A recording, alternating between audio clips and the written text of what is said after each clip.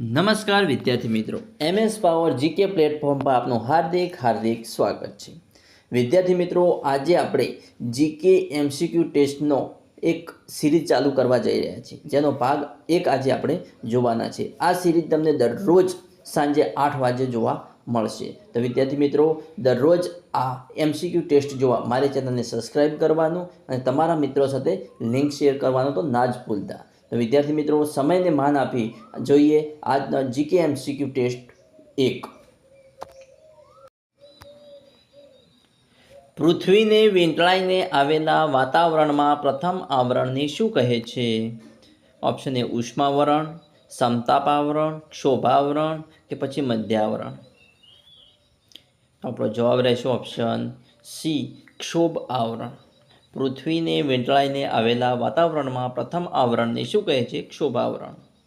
Next, બે ભરતી કે ઓટનો સમયગાળો આશરે કેટલા કલાક જેટલો હોય છે? 8.25 કલાક, 11.25 કલાક, 6.30 કલાક કે 12.25 કલાક? બે ભરતી કે ઓટનો સમયગાળો આશરે કેટલા કલાક જેટલો હોય છે? તો આપણો જવાબ રહેશે ઓપ્શન ડી, 12.25 કલાક। 12 કલાક ને 25 મિનિટનો સમય હોય છે। જોઈએ નેક્સ્ટ, ટેલિગ્રામની શોધ ક્યારે કરવામાં આવી હતી? 1850માં, 1855માં, 1859માં કે 1852માં? ટેલિગ્રામની શોધ ક્યારે કરવામાં આવી હતી? તો આપણો જવાબ રહેશે ઓપ્શન એ, 1850માં ટેલિગ્રામની શોધ કરવામાં આવી હતી।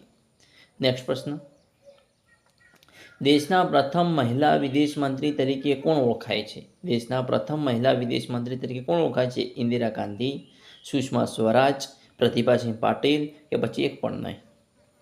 આપણો જવાબ રહેશે ઓપ્શન બી, સુષ્મા સ્વરાજ। દેશના પ્રથમ મહિલા વિદેશ મંત્રી તરીકે કોણ ઓળખાય છે? તો સુષ્મા સ્વરાજ। નેક્સ્ટ, રાજ્ય યાદીમાં કુલ કેટલા વિષયો આપેલા છે? 97, 66, 78 કે પછી 47? રાજ્ય યાદીમાં કુલ કેટલા વિષયો આપેલા છે? તો આપણો જવાબ રહેશે ઓપ્શન બી, 66 વિષયો આપેલા છે। રાજ્ય યાદીમાં કુલ કેટલા વિષયો આપેલા છે? તો 66 વિષયો આપેલા છે।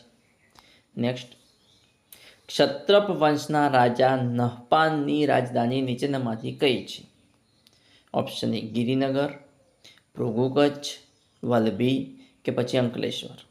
ક્ષત્રપ વંશના રાજા નહપાનની રાજધાની નીચેનામાંથી કઈ છે? તો આપણો જવાબ આવશે ઓપ્શન બી, ભૃગુ કચ્છ। કયું? ભૃગુ કચ્છ। મૈત્રક કાળમાં મોટા ભાગે જમીનની માપણી કયા માપનમાં થતી હતી? ઉદ્રંગ, આશિક, પદાવર્ત કે પછી વિષ્ટિ? મૈત્રક કાળમાં મોટા ભાગે જમીનની માપણી કયા માપનમાં થતી હતી?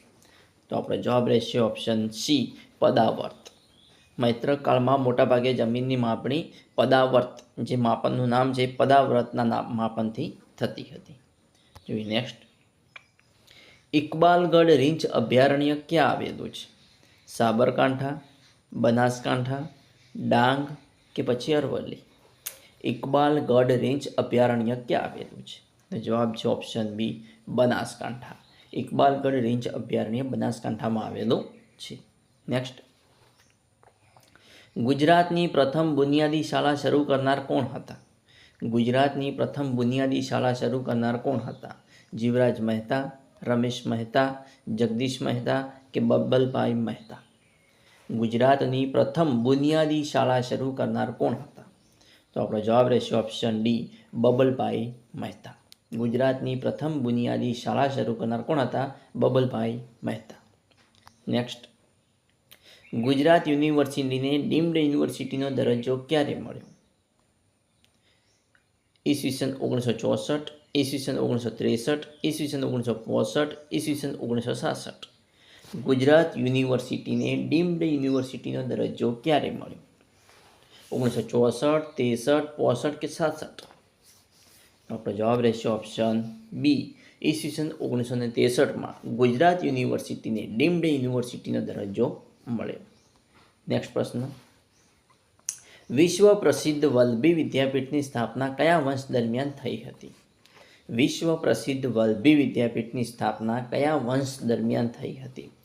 ઓપ્શન એ શૃંગ વંશ, મૈત્રક વંશ, મૌર્ય વંશ કે પછી ગુપ્ત વંશ.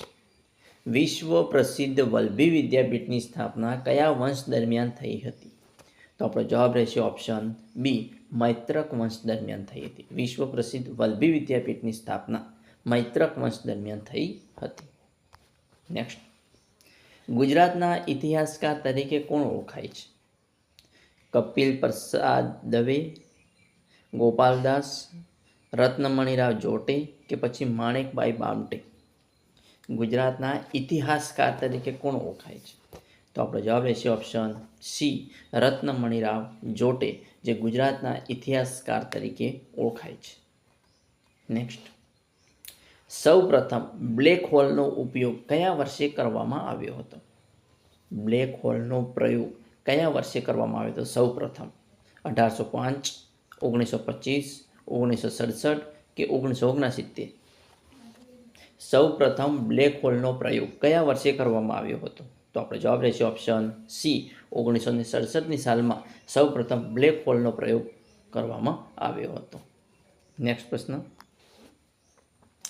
કાઠી જાતના ઘોડાનું એક અશ્વ સંવર્ધન કેન્દ્ર કયા જિલ્લામાં આવેલું છે? ઓપ્શન એ સુરેન્દ્રનગર, જામનગર, કચ્છ કે પછી જુનાગઢ. કાઠી જાતના ઘોડાનું એક અશ્વ સંવર્ધન કેન્દ્ર કયા જિલ્લામાં આવેલું છે? સુરેન્દ્રનગર, જામનગર, કચ્છ કે જુનાગઢ. તો આપણો જવાબ રહેશે ઓપ્શન ડી, જુનાગઢ. કાઠી જાતના ઘોડાનું એક અશ્વ સંવર્ધન કેન્દ્ર જુનાગઢ જિલ્લામાં આવેલું છે. નેક્સ્ટ, સલ્તનત કાળમાં પ્રાંતને જાગીરમાં વહેંચવામાં આવતું તેને શું કહેવામાં આવે છે?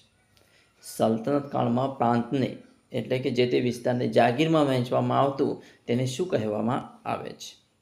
પરગણું, ગામ, મક્તા કે ઇક્તા. સલ્તનત કાળમાં પ્રાંતને જાગીરમાં વહેંચવામાં આવતું તેને શું કહેવામાં આવે છે? તો આપણો જવાબ રહેશે ઓપ્શન ડી, ઇક્તા. સલ્તનત કાળમાં પ્રાંતને જાગીરમાં વહેંચવામાં આવતું તેને શું કહેવાય? ઇક્તા કહેવામાં આવતું હતું. નેક્સ્ટ, ઇમ્પિરિયલ બેંક ઓફ ઇન્ડિયાનું ક્યારે રાષ્ટ્રીયકરણ કરવામાં આવ્યું? ઇમ્પિરિયલ બેંક ઓફ ઇન્ડિયાનું ક્યારે રાષ્ટ્રીયકરણ કરવામાં આવ્યું? 1955, 1949, 1946 કે 1957. ઇમ્પિરિયલ બેંક ઓફ ઇન્ડિયાનું ક્યારે રાષ્ટ્રીયકરણ કરવામાં આવ્યું?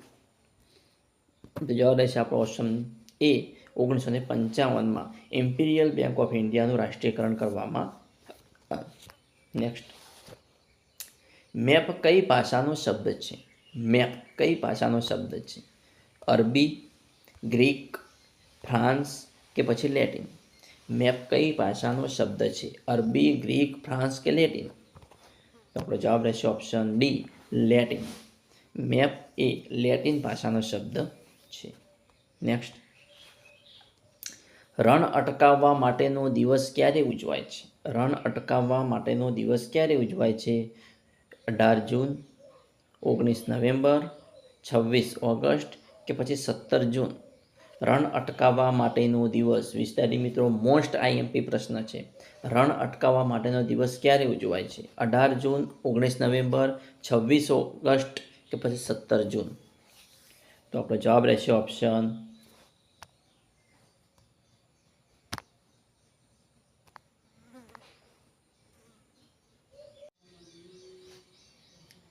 મિત્રો આજના વિડીયોનો મોસ્ટ આઈએમપી પ્રશ્ન, રણ અટકાવવા માટેનો દિવસ ક્યારે ઉજવાય છે? 18 જૂન, 19 નવેમ્બર, 26 ઓગસ્ટ કે 17 જૂન. રણ અટકાવવા માટેનો દિવસ ક્યારે ઉજવવામાં આવે છે? મોસ્ટ આઈએમપી પ્રશ્ન આજનો, રણ અટકાવવા માટેનો દિવસ ક્યારે ઉજવાય છે? 18 જૂન, 19 નવેમ્બર, 26 ઓગસ્ટ કે 17 જૂન.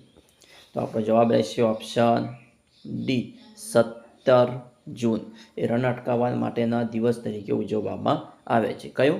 17 જૂન. જોઈએ નેક્સ્ટ પ્રશ્ન, પંચાયતમાં ગ્રામ સભાની જોગવાઈ કયા અનુચ્છેદ મુજબ કરવામાં આવી છે? 243C, 243K, 243G કે 243A? પંચાયતમાં ગ્રામસભાની જોગવાઈ કયા અનુચ્છેદ મુજબ કરવામાં આવી છે? 243C, 243K, 243G કે 243A? તો આપણો જવાબ રહેશે ઓપ્શન ડી, 243A. પંચાયતમાં ગ્રામસભાની જોગવાઈ અનુચ્છેદ 243A મુજબ કરવામાં આવી છે, 243A મુજબ કરવામાં આવી છે. નેક્સ્ટ, બંધારણના કયા અનુચ્છેદમાં નાણાં પંચની જોગવાઈ કરવામાં આવી છે? બંધારણના કયા અનુચ્છેદમાં નાણાં પંચની જોગવાઈ કરવામાં આવી છે? 280, 265, 272 કે 249? બંધારણના કયા અનુચ્છેદમાં નાણાં પંચની જોગવાઈ કરવામાં આવી છે? 280, 265, 272 કે 249? તો આપણો જવાબ રહેશે ઓપ્શન એ, 280 અનુચ્છેદમાં.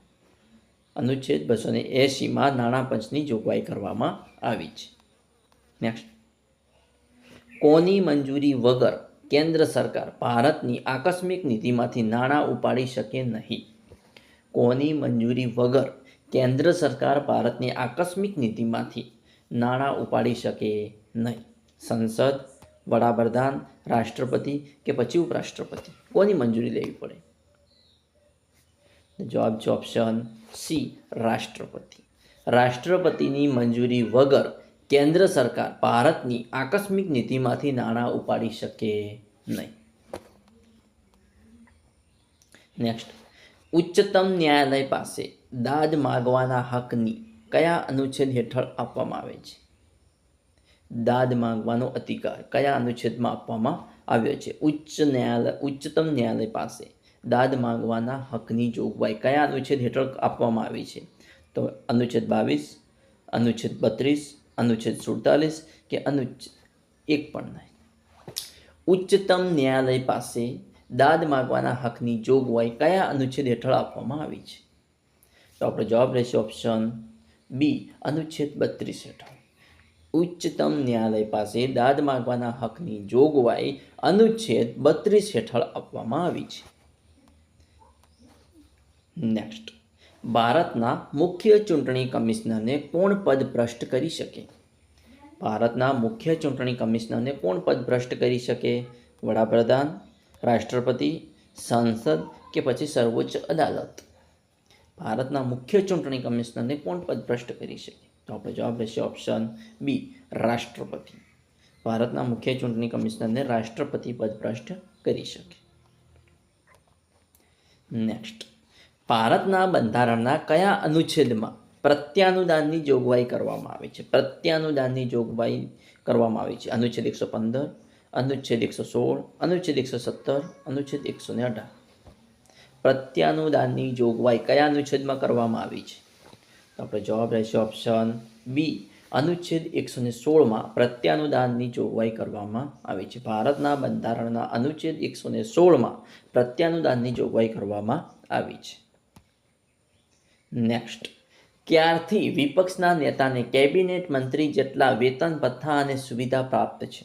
ક્યારથી વિપક્ષના નેતાને કેબિનેટ મંત્રી જેટલા વેતન ભથ્થા અને સુવિધા પ્રાપ્ત છે? 1977થી, 1978થી, 1979થી કે 1980થી?